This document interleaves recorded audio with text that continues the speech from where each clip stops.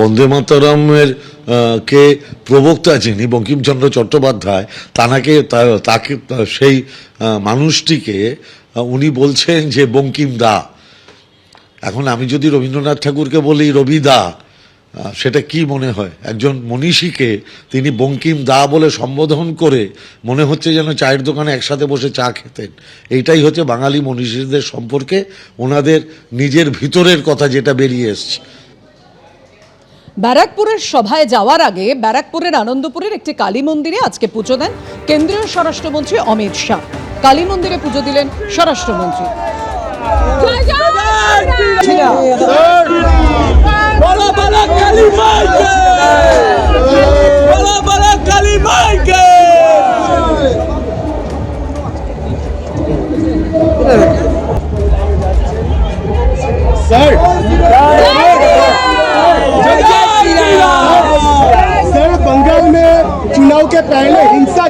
আজ জোড়া কর্মী সভা কেন্দ্রীয় স্বরাষ্ট্রমন্ত্রী প্রথমটি ব্যারাকপুরের আনন্দপুরের মাঠের পর শিলিগুড়িতে কর্মী সভা করবেন তিনি।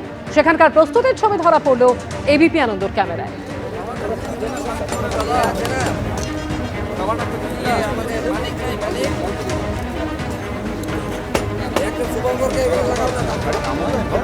সকলে রয়েছেন এবং সকলে একভাবে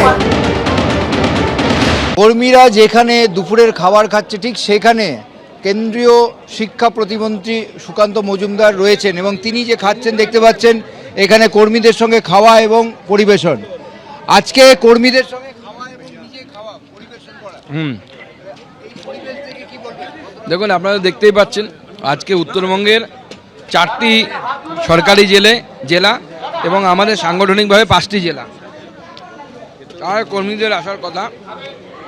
আমরা যা চেয়ার পেতেছিলাম তার থেকে বেশি লোক চলে এসছে এবং আমাদের এখানে কিন্তু লোক বলতে সাধারণ মানুষকে ডাকা হয়নি, শুধুমাত্র পার্টির যারা কর্মী, পার্টির যারা নির্দিষ্ট পদে আছে তারা এসেছে। আর এটাই ভারতীয় জনতা পার্টির সংস্কৃতি। আমি খাচ্ছি, আমার এখানকার স্থানীয় বিধায়ক আনন্দময় বর্মন তিনি খাচ্ছেন, সবাই আমরা একসাথে কর্মীদের সাথে খাচ্ছি, কারণ আমরা ওই ভিভিআইপি কালচারে বিশ্বাস করি না। আমরা এটা আমাদের পরিবার, আর পরিবারের মধ্যে কেউ বড় হয় না, কেউ ছোট হয় না। গার্জিয়ান থাকতে পারে কিন্তু পরিবারের মধ্যে সবাই সমান থাকে।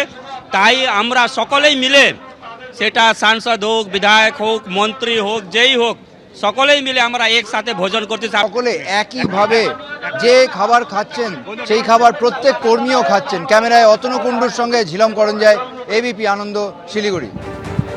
আর জোড়া কর্মী সভা কেন্দ্রীয় স্বরাষ্ট্রমন্ত্রীর প্রথমটি ব্যারাকপুরে করার পর এবার শিলিগুড়িতে তিনি দ্বিতীয় কর্মী সভা করতে চলেছেন। আর অমিত শাহর এই বঙ্গ সফর প্রসঙ্গে কি বলেছেন তৃণমূল সাংসদ পার্থ ভৌমিক? শুনুন। নির্বাচন আসলেই ভারতবর্ষের মাননীয় প্রধানমন্ত্রী নরেন্দ্র মোদী এবং ভারতবর্ষের স্বরাষ্ট্রমন্ত্রী অমিত শাহ তাদের বাংলার কথা মনে পড়ে। ব্যারাকপুরের আনন্দপুরের যে মাঠে আজকে তিনি কর্মী সভা করবেন, আপনারা জেনে আশ্চর্য হবেন যে এই মাঠে একটা সময় সাড়ম্বরে সরস্বতী পুজো হতো, এই মাঠে একটা সময় সাড়ম্বরে মেলা হতো। এই মাঠে ব্যারাকপুর থেকে যত ভালো ফুটবল প্লেয়ার উঠেছেন, ভালো ক্রীড়াবিদ উঠেছেন, তারা এই মাঠে খেলাধুলা করতেন। 2014 সালে ভারতীয় জনতা পার্টি ক্ষমতায় আসার পর এটা অত্যন্ত দুর্ভাগ্যজনক যে এই মাঠে সরস্বতী পুজো করতে দেওয়া হয় না, তার অনুমতি দেওয়া হয় না, এই মাঠে কোনো খেলাধুলা করতে দেওয়া হয় না। অথচ একটা সময় ভারতবর্ষের স্বরাষ্ট্রমন্ত্রী অমিত শাহ তিনি বাংলায় এসে অপপ্রচার, কুৎসা, মিথ্যা কথা বলেছিলেন যে দিদি বাংলায় সরস্বতী পুজো করতে দেয় না। এখন আপনার সভাকে কেন্দ্র করে সমস্ত জঞ্জাল সরিয়ে সেটা পরিষ্কার করা হয়েছে। অর্থাৎ আপনি সভা করতে পারবেন কিন্তু ব্যারাকপুরের বাঙালিরা সরস্বতী পুজো করতে পারবে না। আপনি কর্মী সভা করতে পারবেন কিন্তু ব্যারাকপুরের বাচ্চা বাচ্চা ছেলে মেয়েরা তারা ওই মাঠে খেলাধুলা করার অনুমতি পাবেন না। মিশন 26 কলকাতার জন্য স্পেশাল প্ল্যান রয়েছে বিজেপির। সুকান্ত মজুমদার তিনি কি বললেন? কলকাতার জন্য আমাদের স্পেশাল প্ল্যান রয়েছে। কলকাতা বিজেপির ওয়ার্ড কনভেনর পদ ফেরানো হয়েছে।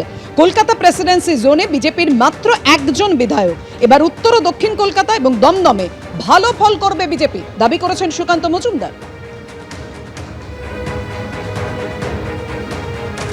ওনার সমস্ত ভবানীপুর সিট নিয়ে চিন্তা করা উচিত, ওটা পশ্চিমবঙ্গ নিয়ে ওনার চিন্তা করা উচিত। সব জায়গাতে খারাপ অবস্থা। সাংগঠনিক স্ট্রাকচারের মধ্যে আমরা পরিবর্তন এনেছি। আমাদের বিজেপিতে আপনারা জানেন জেলার নিচে মণ্ডলের নিচে শক্তি কেন্দ্র কাজ করতে এবং বুথ কাজ করে। আমরা কলকাতার জন্য এবার স্পেশাল প্ল্যানিং করেছি, আপনারা নিশ্চয়ই জেনেছেন, সেটা ওয়ার্ড কনভেনার নিযুক্ত হয়েছে। আগে ওয়ার্ডের কনভেনার বহু আগে একসময় বিজেপিতে ছিল, পরবর্তী সময় ওয়ার্ড কনভেনার কনসেপ্টটা উঠে গেছে। তো স্বাভাবিকভাবে বিজেপির প্ল্যানিং বিজেপির সেই মতোই চলছে। এবং আমরা বলছি যে কলকাতাতে আমাদের যেটাকে রাজনৈতিক ভাষায় প্রেসিডেন্সি জোন বলা হয়, সেই প্রেসিডেন্সি জোনে বিজেপির মাত্র একজন সাংসদ, একজন এমএলএ। আমরা কলকাতাতে বিশেষ করে একদম মূল কলকাতা যাকে বলি, উত্তর কলকাতা, দক্ষিণ কলকাতা, দমদমের কিছুটা অংশ বা এদিকে হাওড়া ধরুন, এই বৃহত্তর কলকাতা, সেই কলকাতার মধ্যে Bharatiya Janata party significant number of seat পাবে। কলকাতার জন্য বিজেপির স্পেশাল প্ল্যান, কটাক্ষ ব্রত বসু। বলেছেন যে মিশন 26 কলকাতার জন্য স্পেশাল প্ল্যান বিজেপির। কলকাতার জন্য আমাদের স্পেশাল প্ল্যান যেটা রয়েছে যে বিজেপির ওয়ার্ড কনভেনারের পদ ফেরানো হবে এবং উত্তর ও দক্ষিণ কলকাতা দমদমে ভালো ফল করবে। আরো বলেছে 11টা আসন জিতবার ওদের প্ল্যান, সেটা ঘোষণা করেছে। 11 কেন, ওরা 311 বলছে না কেন? পারি যে বারবার পুজো চাইবে, চিত হয়ে শুতে, পুজোকে উপর হয়ে শুতে হবে। একদিকে রাষ্ট্র বলছে আপনার ভোট না দেওয়ার অধিকার আছে। আজকে ব্রাত্য বসু এসআইআর প্রসঙ্গে, নাগরিকত্ব প্রসঙ্গে ঠিক কি বললেন, যে একদিকে রাষ্ট্র বলছে আপনার ভোট না দেওয়ার অধিকার আছে, অন্যদিকে বলা হচ্ছে ভোটার তালিকায় নাম না থাকলে নাগরিকত্ব থাকবে না। এসআইআর এর জন্য এতগুলো প্রাণ গেল, মৃতদের পরিবারের দায়িত্ব কে নেবে? প্রশ্ন ব্রাত্য বসুর, পাল্টা জবাব বিজেপি। আপনার ভোটে নোটাধিকার, আপনার ভোটে নোটা আছে, তার মানে এখন ভোটে আপনি চাইলে কোনো দলকে ভোট দিতে পারেন, চাইলে কোনো দলকে ভোট দিতে নাও পারেন। তার মানে এটা আপনার গণতান্ত্রিক অধিকারের মধ্যে পড়ে। ভারত সরকার সেটা স্বীকার করেছে। তাহলে কারোর নাম যদি ভোটার তালিকায় না থাকে, সে হয়তো ভোট দিতে চায় না, তাই ভোটার তালিকায় নাম তোলেনি, তাহলে তাকে আপনি বেনাগরিকের আওতায় ফেলছেন কিভাবে?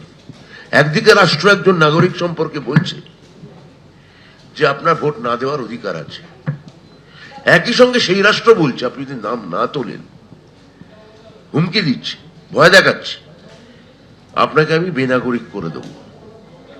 এসআইআর এর নামে বাংলায় যে কজন মানুষের প্রাণ গেল, 70-এর উপর মানুষ, 141 জন মানুষের যে প্রাণ গেল, এই বিএলও এবং সাধারণ মানুষ, এদের জীবন জীবিকার দায়িত্ব কে নেবে পরিবারে? একজন পার্ট টাইমার পলিটিশিয়ান, ফুল টাইমার তোলাবাজ কিছু জ্যান্ত ভূতকে হাঁটিয়েছিল। আমি বলেছিলাম যে জ্যান্ত ভূতের সাথে সাথে বিএলওদেরকে হাঁটান, যারা জ্যান্ত মানুষকে মৃত দেখিয়েছেন, তারপর থেকে আর ভূত হাঁটাচ্ছেন না। আসলে বিএলওদের একটা একাংশ তৃণমূল কংগ্রেসের তল্পিবাহক হিসাবে কাজ করবার চেষ্টা করছে। 12টি রাজ্যে হচ্ছে, কোথাও এই ধরনের সমস্যা তৈরি হচ্ছে না, এই রাজ্যে কেন হচ্ছে? এর পেছনে এই যে তৃণমূল প্রভাবিত রাজ্যের সরকারি কর্মচারীদের, বিএলওদের ভূমিকা আছে কিনা, সেটা অবশ্যই নির্বাচন কমিশনের খতিয়ে দেখা দরকার। এবিপি আনন্দ, এগিয়ে থাকে, এগিয়ে রাখে।